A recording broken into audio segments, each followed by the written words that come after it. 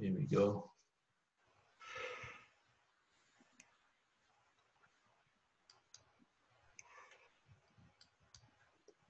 Tweet Talk, episode 43. It's lit. Yeah.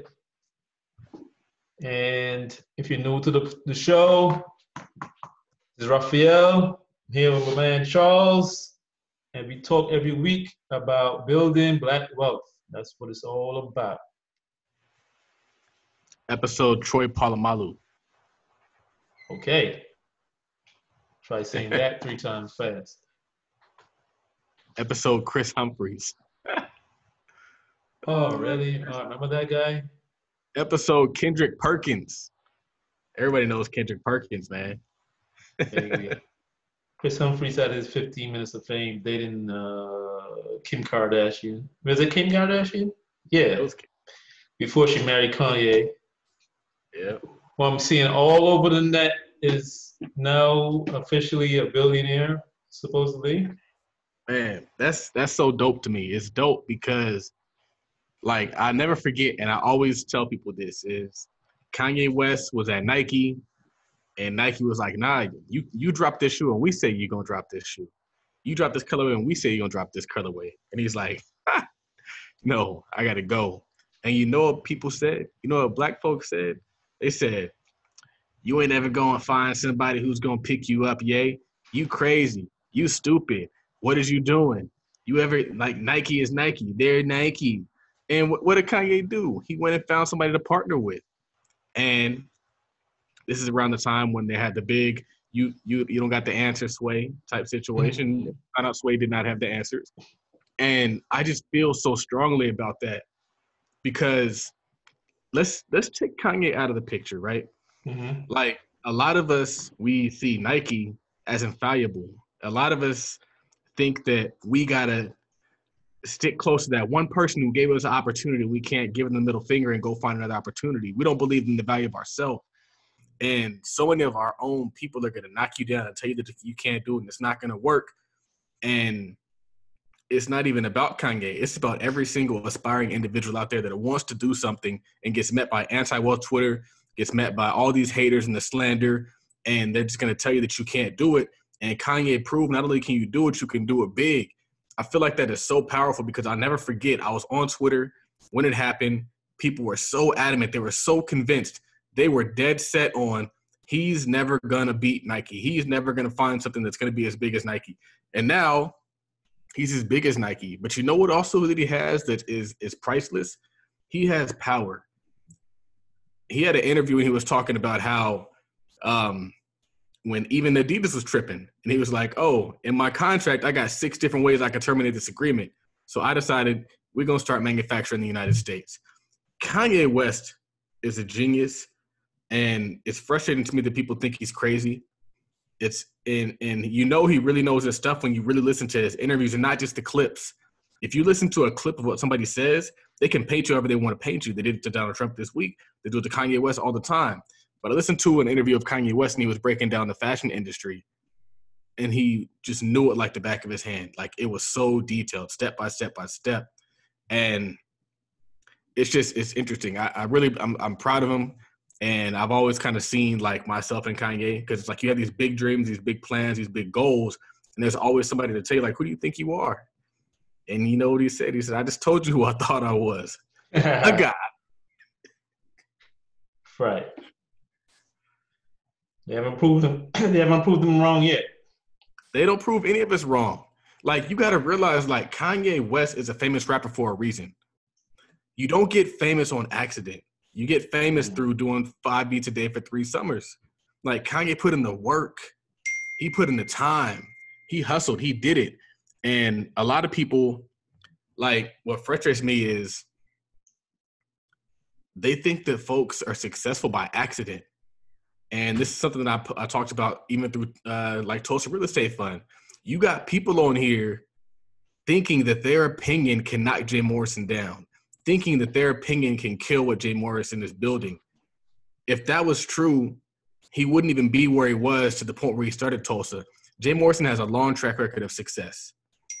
A long track record of success. And you got a bunch of people who ain't done nothing but write blogs, ain't done nothing but write tweets, ain't done nothing but make YouTube videos over here telling successful millionaire who did it against all odds. Think about it. Think about this. This is the most amazing thing. We can all sit on here and we can say, you know what? America is hard for a black person. It's hard for a black man. It's hard. But what does that say about the person who makes it? What does that say? There's something about them that's not going to let anything get in their way. There's something about them that's not going to let anybody, no opinion, no disagreement, no slander, no opposition, no walls, no systems, nothing. All the stuff that those small people that stop them does not stop the Jmorrisons of this world, does not stop the Kanyes of this world, does not stop the Todd Millers of this world. We don't get stopped by what stops other people, and that's why we win. Somebody posted today, like the successful person and this unsuccessful person both meet opposition. The difference is the successful person finds a way to get through it or over it or under it. Whereas the unsuccessful person meets opposition is like, damn, it's opposition. It's racism. It's oppression. It's this. Like the successful person's like, oh, we know other stuff exists, but I've just chosen to progress despite. All this stuff exists for all of us. Right. You got a tweet saying, critics just showcasing the holes that need to be plugged. We don't quit, we improve. Yep. It's so funny. It's like I had an issue with that guy, Sean E, this week. And all he did was make me hire moderators. And so the first time he popped in talking crazy, I hired like 5 moderators. So now I have people who are in the chat when I'm not in the chat, which is hard. It's hard to follow that chat 24/7. It's always going, always going, always going. And so then he popped back in. And I was like, well, now I got to hire some tech folks. Like entrepreneurs are like, oh, Sean E's coming for me. He's going to take me down. I'm like, oh, all right. Well, what's the solution for that? And so like all they do is find the holes. When I first launched the options course, I had a lot of people who were like, man, I paid $100 and I only got 1 video. So you know what I did? I dropped another video. And then you know what I did after that? I dropped another video, and another video, and another video. And now they got 5 videos. And so I was willing to put myself out there, endure the criticism, and improve. And that's what happens. You plug the gaps. And now I don't get any stuff. Like I don't get anybody, nobody says that to me anymore. Because I put myself out there and I filled the gaps. A lot of people, they don't ever put it out there till the gaps are filled. And they don't realize, like, you don't even know what the gaps are until somebody who is not you sees it. And you put yourself out there. And the crazy thing about it is you might be getting criticism, but you're still getting paid. Right. They didn't get it for free. So we just find the holes, man. I feel like that's the most important thing. You develop that minimum viable product. You put it out there. You launch it out there. And then you fill the holes. Like, that's just how it works. Yeah. And you said, every problem allows me to put another person on payroll. Right. Exactly. That's a bar. But that's exactly what I mean. Like, I plug the gaps with people. If I have an issue where I need to improve my tech, I get a tech. And quite honestly, these companies have techs. Like, your company has tech support. Your company has IT for a reason. Your company has, like, these things have moderators. These people have people in accounting, people in finance. Like, a business ain't just a person. It starts as a person, and then it turns into people. And so what happens is now I had an assistant, and she's so dope. She's an associate. Like, I don't even see her as an assistant. Like, we just doing this together at this point in time. I got another person, and she was doing the DMs, and now she's over here creating like gift posts and all this really cool stuff. And I had another person, and I was like, I need to improve my social media. So now I got somebody doing that.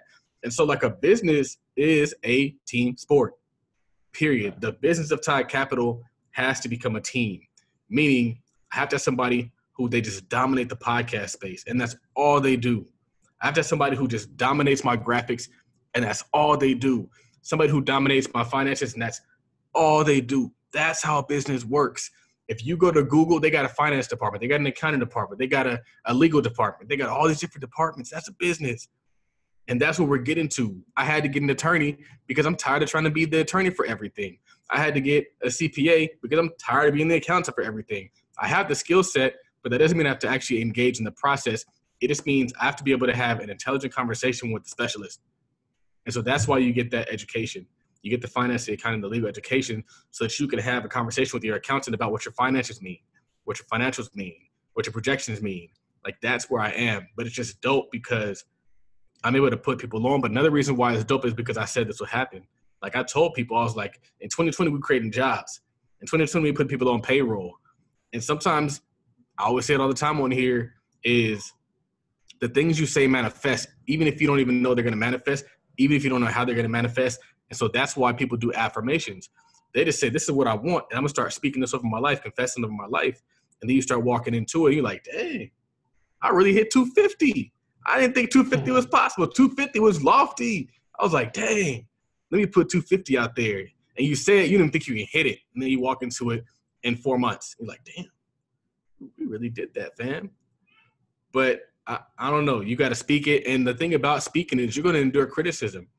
There are people out there like, oh, your name is Todd, millionaire. You ain't a millionaire. Unfollow, slander, hate.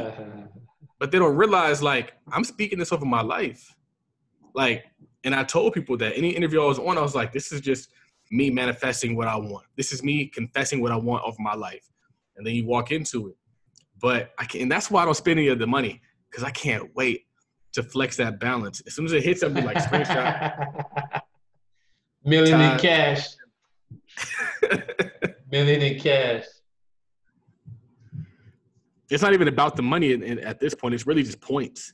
It's like, can we get more points? Can we get the points? It's like a benchmark. Like, millionaire to me is just like another degree. Gotcha. So, yeah. That's another goal. You said when you start looking at $1,000 a month schools, you start making $1,000 a month moves. I don't know why I got all these bars, man.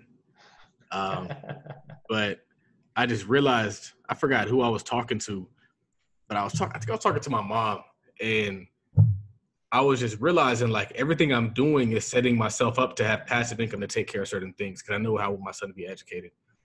But I didn't really get to that point until he was born. And it was weird, because you always know what you want, but it doesn't really manifest until they're actually present. And you're like, we got to make this happen, because I said this is what I want. And so then you start looking at how you can make it happen. It's not, I can't afford this. How can I afford it? And so you start looking at that job kind of funny. Like, this job ain't going to pay for $1,000 a month school. And $1,000 a month school is actually kind of reasonable. I've seen schools that are like $1,500 a month. And so you start looking at, how can I afford it? And there's a lot of ways I can afford it. Thank God for the internet that we know there's a lot more ways you can be making money that aren't just in real estate.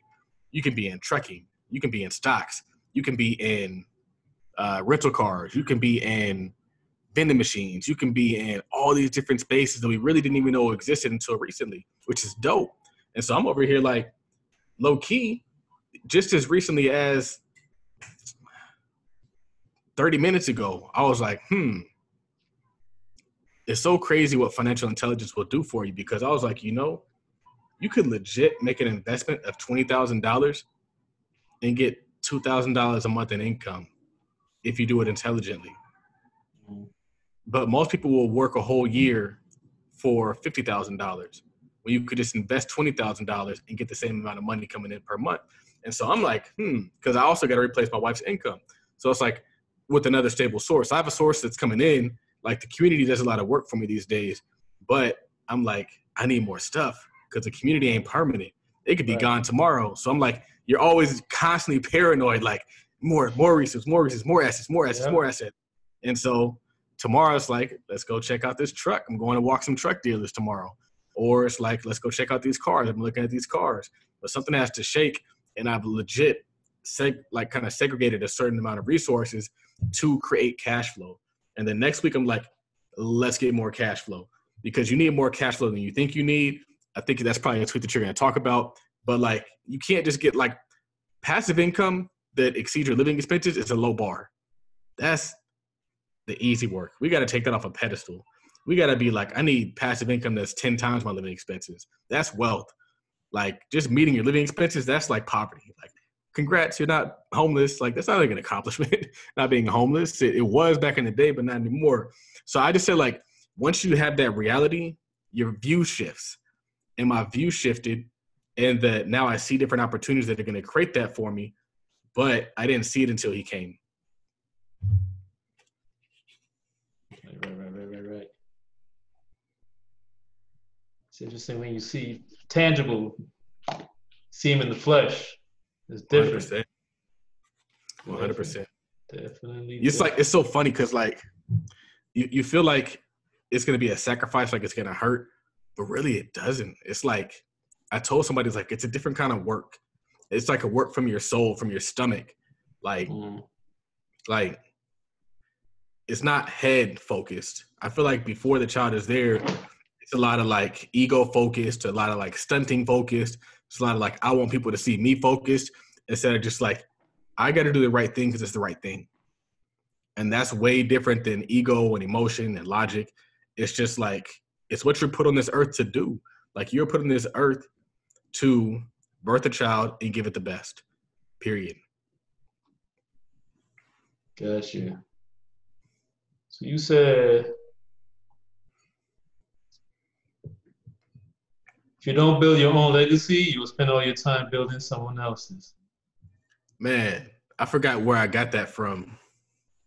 But it might have been Dr. Boyce Watkins. I listened to a lot of his stuff late at night. Some of his stuff he's talking about some crazy stuff. But I was thinking about, I put out a tweet and it said something along the lines of like, your family can't work the same job, but they can work the same business. Right. And I realized like, we all show up to this law firm to build wealth for this dude. That's what we do. He gets rich, we get a job. Like, I don't make that into a post. Your boss gets rich and you get a job. Like, but the thing about it is his family eats off of that whole thing. His kids go to the best of schools. He lives in the best neighborhood. He drives the best car. He eats at the best restaurants. He wears the best suits. He lives in the best. His wife doesn't work. They have a nanny. They have a house cleaner. All these things that you want for your life, your boss has. And what I realized is you are valuable, man. Mm-hmm. When you see how much money you can make for yourself and you compare that to what they want to pay you, you realize that you are valuable and they know you're valuable. Like I said before, if you watch the movie Harriet, in that movie they had slaves. And when the slaves ran away, so did their wealth. But the way they treated their slaves was as if they were nothing.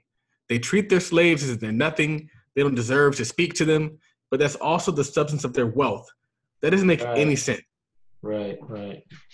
So they pay you a salary, but it ain't shit. Last week during the stimulus, I didn't even realize that stimulus was I didn't realize that the stimulus was dropping on Wednesday. So I wasn't prepared. I didn't have any sales or anything prepared. All I knew was I did a lot of money that day and it just came from nowhere. I was like, where's all this money coming from? All these sales because people hit their stimulus. And then when I found out that they had their stimulus, then I ran a sale. So that next Thursday I ran a sale. In one day, I made as much money as I make in an entire year working on my job. In one fucking day. You start looking at that job crazy when that happens. Like, I don't post my Gumroad stuff like Chris does because I don't want even more slander than I'm already getting, but I do quite well. Like, I do well. And people who work with me do well. Folks eating, I saw your sales, man. I saw your sales. Yes. But the thing is like, if the only person that gets your value is your job, you're robbing yourself of wealth. There's so many more hours in the day that you're not working for them that you could be working for yourself, getting your true value. And it might not happen year zero. I was telling my mom, I was like, when I used to work at the family office and I just started my podcast and I was recording and the boss was like, you need to give up that podcast stuff, the little podcast stuff. And they didn't realize like that podcast stuff that I was doing back then built the brand of now. I have reach because of the stuff that I was doing back then. And so I told my mom, you got to start now because you don't know where you'll be in 6 months and 12 months and however many months you got Donna the Voice mixing it up like, like you don't even know. Like, and that's what I feel like. You got two choices. You're going to build your wealth or you're going to build theirs. So pick one. Yeah. And you said making another family rich while yours continues to be poor is a problem. Definitely. Huge problem. Huge problem. Because they are living well. Your boss is living well. And you don't got to quit the job. I think it's dope to work a job such that when you do make a year's worth of salary in a day, you can just stash it. Like, I don't even need it. I might buy a Yeezy or two, but outside of that, like we're not out here like all Louis, and quite honestly, like you literally can't spend that much money. Like it's impossible. Right, it's like hard. when it's legit difficult. You got to work to spend the money unless you're just ignorant. But you can only eat so much steak. Like you can only eat so much lobster. You only eat so much whatever. You get full, you get fat. You smoke too many cigars, drink too much scotch. But yeah. I was gonna say that's like that Richard Pryor movie. I forget the name, Brewster's Place or something. Yeah, Brewster's Millions. He had to work to spend that money. Remember? He was like, I can't. What am I going? And that's what he says about rich and wealthy. Like you can't get rid of wealth. And that's what I'm trying to get to. I'm trying to get to where you have money you can't get rid of because you got so many businesses, so many assets, so many streams of income. Like, it's crazy. Like, we got one stream performing pretty well, and then you get hit over the side of the head like, oh, yeah, I just sent the deposit for this house. Oh, yeah, I just sent the rent for this house. I was like, we wasn't really focused on that, but thanks. Oh, here's your vending machine money. Here's this money. Here's that money. Like, that's why people always say, like, you do the most, Charles. You do the most because I need the most money. I need more than I need. I need a bunch. But, yeah, you can't get rid of wealth, man. Yeah, I had thought about posting those Gumroad emails like, you got paid today. And I said, because I was thinking, it's not that. At first I was thinking, well, they're not that big, but, I'm going to post them anyway. But then I said, you know what? For some people, it is kind of big. Yeah, honestly, anytime I see somebody make money outside of their job, I celebrate. And making money outside of your job while you keep your job. Because it's just not, I don't know how much people are making out there, but I know we can do better. And the crazy part about it is nobody hustles like us. Like, I look at, like, some of the people that people loft up there, and I'm like, Chris is making more money than that person. Like, I'm doing pretty well. I might be doing better than that person. And it's just interesting because I think we're in position to where this generation of African-American wealth builders are surpassing a lot of our Caucasian peers. Like, a lot of them are looking to us for info. They're like, let me go follow them. They got all the answers because we had to find them all. I didn't just walk into $1 million loan from my parents. I had to go find $1 million. Chris had to go find $1 million. People out here finding their riches. And so you become a better person. You got to go find it versus when it just lands in your lap. Yeah. And the money's coming. I don't know, man. I'm making more money now than ever. It's crazy. I'm like a little guy right here. It's like Donald Trump's America, man. Donald Trump's America. They're making America great again. It's like it's saying, man. You see what's possible. It's just crazy. It's just crazy. Make America great again. I should order one of those shirts. I'm gonna see if I can find a hat or something. Oh man, if you ever want to piss people, you really piss them off like that. Really piss them off then. They have MAGA face masks. Wow. I gotta find an image. That's funny. You said choosing yourself is about picking yourself for a promotion or for that raise or for that position. We self-choosers refuse to give other people the power to deem us worthy or unworthy. I gave myself that raise and I gave me that promotion. You can feel however you want to. First off, that's the best tweet of all time. I read a book called Choose Yourself, and it changed my life. Yeah. It changed my life. It changed my life because when we grow up, you're surrounded by a bunch of people with opinions. And they're like, you can't dance. You're not smart. You can't do this. You can't do that. And especially in the inner city, it's a lot of negativity. It's a lot of people pulling people down, telling people what they can't do, what's not possible for them. And a lot of people succumb to that. I was raised in a household where I was actually told the opposite. I was told I could do great things. Mm-hmm. So I did great things. But as you get into the world again, you run into a lot of managers. You run into a lot of people on social media, people in real life, people in your fraternity, people on college campuses with opinions about you, what you can do, what's possible for you, and just everything. And I want to say in the early part of my career, I used to really succumb to that. It's like there was this friction between what I thought was possible for me and who I thought I was and what managers were telling me that I was, or what supervisors were telling me I could do, or what people on social media told me was possible. And I read a book, and it was called Choose Yourself, and it just talks about how, like, you got to take your power back. You got to decide that you're worthy. You got to act on that. It's not enough to decide. You got to act on that.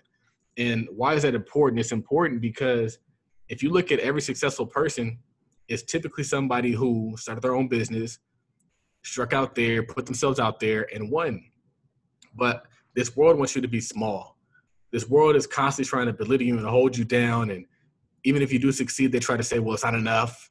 And I realized at that point that it was up to me to decide what I was going to get out of life. And so an example of that, and I always tell this story, is when I went to the boss and I said, hey, you guys are paying me this. I think I deserve a raise. I have a law degree, blah, blah, blah. And he said, I'll think about it. And so looking back on the story, I was kind of being extra'd out because at first it was like a part-time At first it was an unpaid internship. And then I turned it into a part-time job. And then I was like, you know what? I want to work here full time. And then I was like, you know, I want a raise. So it was always something with me. Like, why does this guy always ask for something? But like looking back on it, I can kind of see how I was wilding. But like when I was in that moment, I knew I was worth more. I knew it. And so when he said he'll think about it, I was kind of like, that should have been a no-brainer. Like, I definitely deserve more money. Mm-hmm. And so what I did is that's when I started my company, Ty Consulting. And Ty Consulting is kind of like a hybrid investment, legal consulting type deal. And I just started hustling, and I made like half my salary. And then the goal was to make all my salary in 1 year, and I did that. And now the income is a side hustle. But the crazy part about it is it transfers with you. So you leave one job, you take your side hustle with you to the next job. So I tell that story because it was me choosing myself. It was me choosing how much money I was going to make. Brian, infamous CPA, said that your job determines your salary, but you determine your income. And so I was at a point where I need to determine my income. I decided that I'm not going to be what you label me. I'm not going to be whatever job description you give me. I gave myself the job description of CEO, of boss, of El Capitan, of El Jefe. I gave myself that title. I decided. And you don't get to tell me that I'm not that. Like, that's what Kanye did. That's what any successful person is like. I'm at a point where, like, I want success so bad, I'm not going to let you determine if I'm going to get it or not. I determine that I'm going to be successful, and that just is what it is, with or without my flaws. It's not perfect. It's improving, but I'd rather be the boss of imperfection than the employee in perfection that I'll never own. Yeah, man. It's like you said, you had two tweets pretty much related. You get some shit 99% right on the job, and they're going to blow up that 1% so they can justify keeping you at 50 down. I got an email when I was in the shower, and I was reading the email. It came from an attorney, and he was like, knee surgery? I thought this was back surgery. And I was like, bro, I just wrote a whole email. I contacted the client. I got all this information. And I'm sorry if I got 50 cases in my brain where I'm thinking of knees and backs and all this other stuff. And that's when I realized, I was like, these folks, they will legit look over everything you did and send you an email when they know it was back surgery. The only question I was supposed to be asking was about surgery, like in the general scope. And what frustrates me is, especially as I'm seeing what you can make in the open market, is imagine if your self-worth was tied into that job and what the job thinks about you. And they're constantly telling you you're not good enough, constantly telling you that you're not going to be able to get promoted. And I talk to my mom about this all the time. My mom is like a 1%er. There's not a lot of black women that are like my mom. And I don't say that in like an arrogant way. Like, there's just not a lot. She has, from her generation, the new generation, there's a lot of women who are out there doing it like that. But like my mom's generation, she don't got that many peers. Like, none of my aunts have college degrees. None of my aunts have professional certifications. She was one of none in her generation. And so, honestly, I think my mom is like, at one point in time, she was the only person in my family with a college degree before me. And like, that means all their brothers and sisters weren't college educated. And so I say all that to say that she goes in the job and they still be like, nah, we ain't promoting you because of this. And so I'm always telling her, start your firm, put yourself out there, put content out there, because them motherfuckers ain't ever going to choose you, fam. They will literally promote a white person with a bunch of flaws and hold you back because you're not perfect. Isn't that crazy? And I don't judge them for it. I don't even blame them. I'm not like, they should hire you. That's not my stance. I see it. I'm like, do that. Other people, they're like, it shouldn't be like that. They should hire you and give you a promotion. I'm like, nah, fam. Go start your own business, make $250,000. Go make $500,000. Don't be over here begging these people to keep paying you $100,000, whatever they're paying you. Like, no, go get your $250,000. And you know what you're going to do in the process? You're going to put a bunch of little U's on. Because everybody that I bring in is learning real estate, is learning marketing, is learning podcast editing, is learning all these different skills. Because when you start your own, it's not just about you at that point in time. It's about everybody. The community benefits from your business. And so by you not starting your business, it's you kind of saying F you to the community. And so I just realized that's just their MO. That's just their MO. They want to keep the status quo. Their neighborhood looks all white. They're like, I want my company to be all white. And so I don't care. It feels better when you don't have to necessarily be there to be there. And so I just want her to have that feeling. I want her to know. But the thing is my mom grew up in a different era. Like each person kind of takes the ball a little bit further. So my grandma was like a stay-at-home mom, didn't really accomplish much. My mom was like, nah, I want to accomplish something out of life. I want to have a professional degree. I want to have a great career. I want to do all these different things. And that's what she got. And so for me coming behind that, I'm like, I want to take it up another notch. I don't just want to have a professional career. I want to own the firm. I want to be a boss. I want to be able to dictate what goes on. I want to be that building owner. I want to be that business owner. I want to have employees. I want to have staff. And so like, that's why I am the way I am.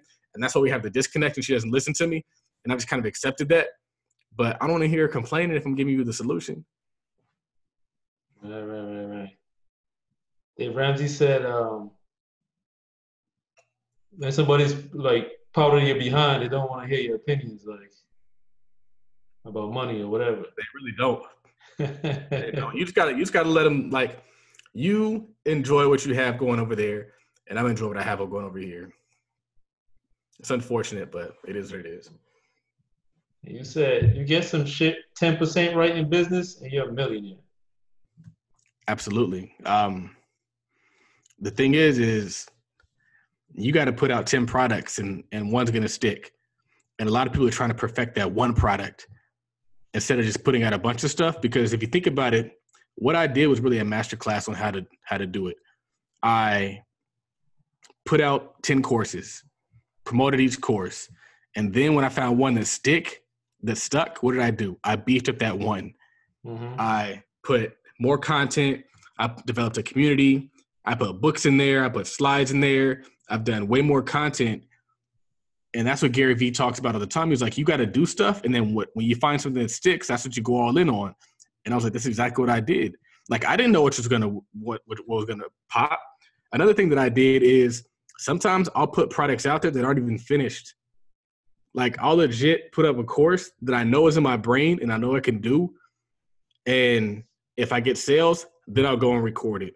Honestly, that's what happened with the options course. With the options course, I was like, I could teach this.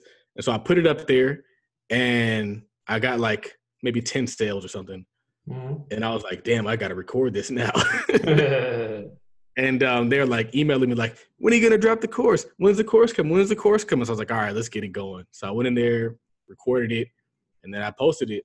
But like, sometimes you just got to launch some stuff, even if it's not finished. Like, because you never know what's going to stick.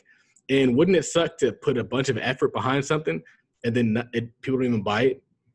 We don't got time to waste. We got to intelligently approach business. And I'm over here thinking like, what else can I do? I have another course that I'm thinking about doing, which is going to be kind of more advanced value investing and trade, not necessarily trading, because quite honestly, I'm not even a trader. Like, and that's one of the weirdest things about it is when I created a course on trading, there were all these people who were like professional traders who came out of the woodwork and they're like, I'm a professional at this. Like, I'm not a professional trader. I'm an investor across the board. We own barbershops, vending machines. We own homes. We own stock options. Like, I just have a degree in finance and I specialize in the space. But there are people who that's all they do. But you know the bad thing about them is they make it way too complicated. Like, you legit have to be in the space to get what they're talking about. They're over here talking about like futures contracts and commodities. I'm like, people don't want to hear that stuff, man. I tell people, go buy Apple. You know Apple. Go buy Netflix. You know Netflix. I'm not over here going here and telling people to recreate the wheel. Like, no, invest in what you know and understand. Yeah. So, switching gears a little bit, you said your debt is their passive income. If they don't have your hair pressed about paying your debt off, they have no income. I think Chris brought that up on Tweet Talks a while back. Your debt is their passive income. I'm pretty sure that was him. Right. I think so. But it also kind of stems from another tweet, another Chris post, where he was talking about how you need to focus more on income than you focus on debt. And that's so key. It's so key. My student loans are nuts. But by me focusing on income, I've made enough money to pay off my student loans and still have a lot of money. So imagine what happens at the end of the year. I just don't understand how people don't grasp this. I put out a tweet and I was like, what did it say? I said, you don't have a credit problem. You don't have a savings problem. You don't have a budgeting problem. You have an income problem. There's a post up there and it was talking about how people are trying to figure out how they're going to pay their bills and pay down debt with a $1,200 stimulus check. Yes, and the answer is you ain't. Can't. There's no way to make that happen. How do you make it happen? You get more money, period. People who have bad credit, they're not bad people. They just don't got no money, man. Like, if you got to choose between eating or paying off a credit card bill, you're probably going to eat. And that doesn't mean you're a deadbeat. People are only deadbeat because they just don't have any money. And it's unfair because the system continues to tell them, like, no, you need to get better. No, they need more money. No, that's it. Like, you don't need financial management. You don't need credit management. You need more money. I had a lot of credit card debt recently. And when I was just working my job, I couldn't even tackle it. And then some things started kicking. I paid off that shit in like a month. A lot of credit card debt. All the financial management in the world isn't going to help you out. You need more money, period. That's just kind of where I am. That's where I am. I remember we had somebody on the podcast and we were saying, like, you don't have a credit problem, you have an income problem. And so what does that income problem looks like? It might look like, in the beginning, working an extra job. Like, that's the easiest way to get more money is an extra job. And so then you can start investing. Then you can start doing some other things. You can start a business. But the easiest way to get money is to get a job. So you need to have your full-time job and a part-time job. And that part-time job might not be glorious. It might be embarrassing. People are going to be looking at you crazy. But that's going to fuel you to really get it right. Like, if you got to endure people looking at you like, bro, you went to college and law school. Like, why are you here? Like, that's going to push you to get it and get it big and prove them all wrong. Mm-hmm. Faster, too. Yep. Yeah, I mean, that is true. I really thought about that after I saw you talk about that. Because once this internet money started coming in for me, it's like you just have like breathing room with the more income. Is like it's like you can pay off your bills and still save. You don't gotta choose. Like you tend to pay your bills. right. if you can like I don't know. Like it's just crazy when you really think about it. It's crazy because people are so bamboozled into thinking that all people need is financial management and financial literacy or all these different like little buzzwords. Like that's not what they need. That's not what they need. They need to get their paper up. Yep, and then handle it right. Yep. Both. And it's easy to handle it right when you can afford to F off some. Like I feel like one of the unfortunate things is when you have to choose between like living the good life and saving money. Whereas wealthy people can live the good life and save money. They get to buy all this expensive stuff and still save money. And nobody's like, oh, they're just so financially literate. Like, no, they're just rich as fuck. Like, that's all. They're just rich. So get rich, okay? Yeah, and it's funny that when you say that, that's what you're supposed to do, actually. You're supposed to live the good life and save money at the same time. 100%. It shouldn't be a trade-off, man. It shouldn't be a trade-off. And interestingly enough, after a while, that stuff gets old. You'd be like, how many pairs of Yeezys do you need? None. I'm going to just go to sleep. How many, like, I don't know. You don't need any more stuff. You don't need more cologne. You don't need any more whatever. It's just like, all right, for sure, we done. Get it out your system. Now, what's scary is this is like 33-year-old or maybe 38-year-old. But when you're like 20, you just like going crazy. You start buying everybody else stuff. So it's a little bit different. Wisdom and intelligence are different. I told somebody today, I was like, there's a big difference between being 30 and being 33. Like when you're 30, you still kind of have that 20-year-old mindset. When you're 33, you're like establishing your 30s. Like you're like, I'm 30 now. It's sunk in now. Yeah, like you say, you already got it out of your system. Yeah, yep. And you've felt the pain of like knowing that you had it at one point and you lost it all. You know, it's like it's crazy when like you get like when you don't really have it and then you get it and then you blow it and you're like, damn, I just had a bunch of money. So it's like I don't ever want to feel that again. Let me just make sure I hold on to this. Like, because you have nothing to show for it. It's like, what the hell? What the hell? So we've been talking this entire show about pretty much starting a business. But you said also most real generals did their time as a soldier. They didn't just jump to general status. I've more than paid my dues. I forgot who I was watching, and they were talking about like a bunch of different superheroes and like successful people were once like the sidekick. And I can't think of the example. I should say like, I should Google that. Like, let's see like successful sidekicks. Let's just something pops up. Maybe not. 50 greatest sidekicks ever. Man, it might not pop up. But basically, what I was saying is like, there's a lot of people out there who just want to be the man. And they skip steps. They just want to like leap to the top. And they want to start competing with like the person who brought them up instead of just continuing to kind of be like an understudy for a while. And they don't realize like I've been an understudy a lot of times. Like I'm just now getting to the point where it's like, okay, I can kind of talk my stuff and I can kind of like put myself out there. But for the longest time, like when I was working at the family office, I was being a sidekick. I was learning. When I was working on weekends, learning from the Black business owner, I was like being a sidekick and learning. Because ideally, the rich people work to learn, not to earn. So you should be working to learn from successful people, not to get rich. You don't get rich working. And so I just feel like you got to put your time in and it's going to be worth it. And there's so many people that want to kind of skip that step. And I think that they are misguided. Yeah, gotta pay your dues. Pay your dues. Yeah, it's funny.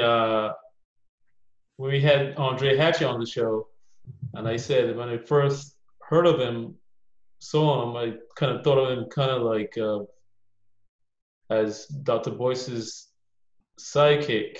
And I was like, well, I'm not really sidekick. And he was like, no, I'm okay with that. I'm okay with that. You calling me his sidekick? I'm good. You know, so he put in his work with Dr. Boyce Watkins, and now if you look at it, Dr. Boyce looks at him like an equal. I was just watching the clip today of Dr. Boyce Watkins on Breakfast Club or something. He was wearing an Honor Beyond T-shirt. Mm-hmm. And he started talking about Andre Hatchett. Yeah, you know, it's like could tell he's looked at him like an equal. Yep. I see something. It's called Sidekicks Who Became Heroes, and so it's kind of a common thing. I don't really see too many people that we would know. The Winter Soldier is one. Falcon, and these are just like heroes. These aren't even talking about like just like real life people, because it's happened in real life too. Like it happens all the time. Like when you're going to be a young person at some point in time, you're not always going to be at the top. I know there's one that comes to mind. Man, I can't even think who it is. Never mind. But I feel like that's something we should embrace as a culture, is this idea of not being afraid to work under somebody for some time while you're working up the ladder. Right. Well, any updates on the mobile shop barbershop? We're about to snatch it, man. We're about to snatch it. So we're in the process of talking to companies that do repossessions. And so we're looking to get a quote on a repo. And at first I was conflicted. I was like, should I warn him? Should I tell him to get his stuff out? And then I was like, because I know he could be kind of like ignorant. But I was thinking, no, I'm not going to tell him, because if I tell him, he's going to hide it. It's almost going into May. He's had my shop for 5 months, probably longer. Hasn't paid us a cent.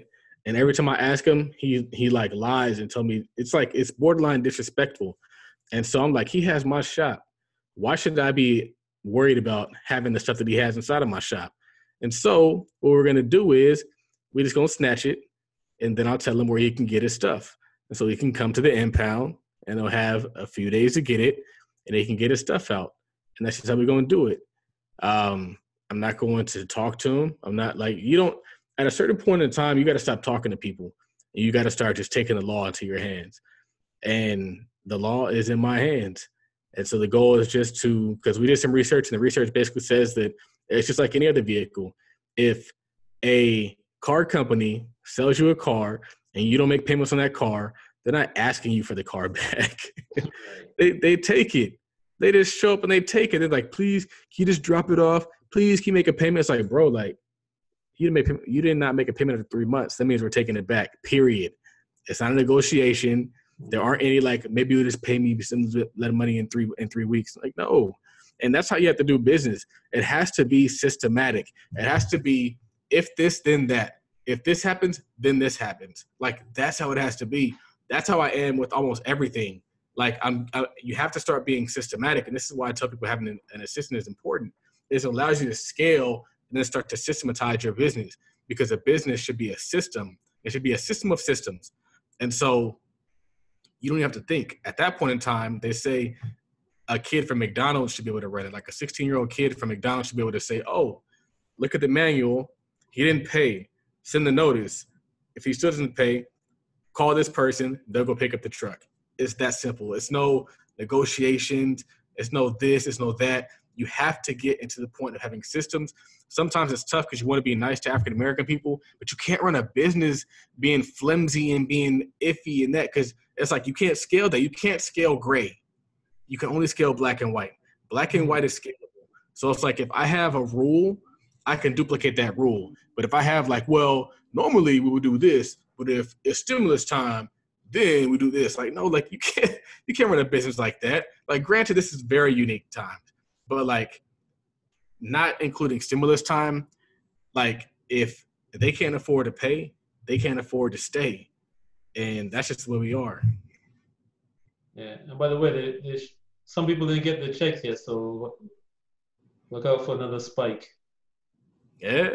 Gotta keep hitting it. Gotta keep hitting it. Not everybody got their stimulus check yet. Yeah, bring this to a close. So, what else is going on with Todd Capital? So we got the assistant. She filled one unit. I got another unit being rehabbed. It's a rental property, so should have that one filled soon. And then we're working on Tracy. So we'll have five single-family homes done before the end of May. And they'll probably all be rented. And then we have somebody working on the bid for the 3-family. So the guy who's doing the single-family is actually going to do the 3-family. So that should be pretty cool. Doing that, looking to buy new vending machines, looking to buy a truck. I would like to make that truck thing happen. That's kind of the goal. So we'll see what they're talking about tomorrow when I go up there. Just trying to continue to buy more cash flow. That's it. Like buying more cash flow than you think you need. Just keep buying it, keep buying it, keep buying it, because you never know. All right. So we're going to end off with 2 tweets here. You need more income streams than you think you do.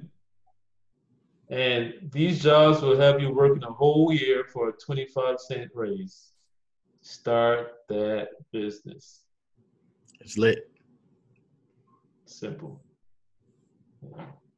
You want to talk about those, or are we good?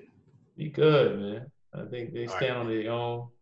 Right. We've pretty much been talking about the same thing the whole show today. Yeah. Start that business. And it's funny because Sam from Black Real Estate Dialogue was talking about this earlier this week. But you get a 2% raise at work. You go from 50,000 to like 51,000 or something like that. It's like $1,000, man. You can make that in a week online. You waiting a whole year for $1,000. They have people. I was thinking about this. Jmorrison always talks about how we have been. I want to say it's like we've been bamboozled, we've been swindled, we've been like financially oppressed, all these different things. And I was like, that's the way we have been oppressed, is the thought process that a job is the best you can do. That the thought process that a raise is an upgrade or a promotion is an upgrade. And this disdain that we have for starting our own business, solving our own problems, being a resource in our own community by any means. Like that is how we've been bamboozled and swindled, is the fact that we don't even realize, like, think about it. My business is successful if Black people are successful, period. If they aren't successful, I have no success stories to promote. And so if you think about it, imagine if there's other people out there doing it, like Chris. Chris is out there changing lives. Like, if we had a whole culture of that, we'd be unstoppable. There's a reason why Africa is the biggest continent. It's because we the shit, man. Try to make us think that we aren't. They always try to make us think that we aren't. And they do it through media, and they do it through advertising, and they do it through clever tricks. But at the end of the day, we are dope. We are more than capable. You're more than capable. Like, the little stuff they try to tell us, it's not true. And they had the benefit when they controlled the media. But these days, we control the media. We control Instagram. We control podcasts. We control YouTube. We control social media, Twitter, all that stuff. We control what we see on our timeline. And all we see is empowerment. All we see is people doing dope stuff. So that means that's why you see more of it happening, is because we control it. Right. That's right. So we're going to shout out Kendrick Perkins. Shout out to Invest as a Team, show sponsor. Shout out for Better Life. Shout out all the past guests: Andre Hatchett, Chris Johnson, Jeremy Johnson, Xavier Miller, Brian Robinson, Irene Day. The list goes on. Shout out to all the people, the Black folks on social media doing it out there on the internet and in real life. Erica Williams, all your Wall Street Trapper, whoever, everybody adding their flavor, doing their own thing, building this up. It's going to take all of us, and be sure to get the options trading workshop from Todd Capital. We will have the link in the show notes. And we're about to drop Black Men Building Wealth Conference 2. I'm excited. We got a lot of dope people that we're contacting. So expect John Delia, Real Estate Friday, Charm City Buyers, Everybody, man. Anybody who didn't speak last time who was dope is going to speak this time. And we might even have some repeat people. So we're just going to keep putting people on, man, for the culture. It's so funny. I'll never forget, like years ago, when I first started the podcast, I didn't have any like other fancy stuff or a budget to buy fancy stuff. And this guy was like, dude, you need to get better lighting. I hate your lights. If you don't get better lighting, people are going to take you serious because people don't trust people without good lighting. And I heard it. People get really mad at me. And now we got good lighting, bitch. Episode Kendrick Perkins. And a backdrop. What we going to do next? I don't even know. What should we do next? We going to get shirts next. The Empire, Amazon's a 30-year company. 30-year company. Tide Capital's 3 years old. We still got 27 years. If we keep chopping the wood, keep building, maybe one day we'll be on Amazon levels. You know what's crazy is Amazon will start with like a $200,000 loan, which is kind of interesting. But like, it's really not that much money if you think about it. But I say all that to say that like, we're only 3 years old. We only gonna grow. Mm-hmm. You gotta take the 30-year approach, not the 30-day approach. Episode Kendrick Perkins. Peace.